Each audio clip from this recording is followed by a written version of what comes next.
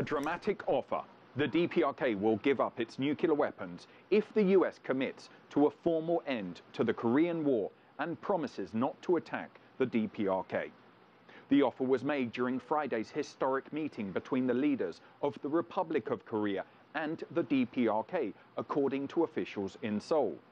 This is the clearest statement that the DPRK is prepared to negotiate away any nuclear weapons in a summit with US President Donald Trump expected in May or June. Chairman Kim also said the U.S. feels repelled by us, but once we talk, they will realize that I am not the kind of person who would fire atomic weapons towards South Korea or the U.S. And, if we meet often in the future, build trust with the U.S., end the war, and eventually or promise no invasion, why would we live with a nuclear weapon?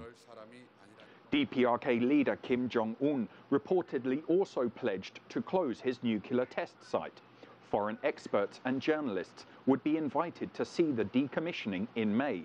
Refuting analysts' suspicions that the site was obsolete, Kim said the location has 2 new tunnels that are larger than previous testing facilities.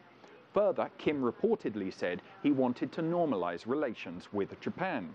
So far, the DPRK has not made any public comments on these reports. This has been greeted with optimism, especially as these remarks suggest the DPRK is ready to accept a nuclear-free Korean peninsula.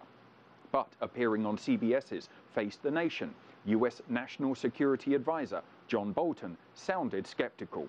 The North, well, it's interesting because we've been to this place before. I hope it's a sincere commitment by the North. However, Trump is expecting big things from the summit.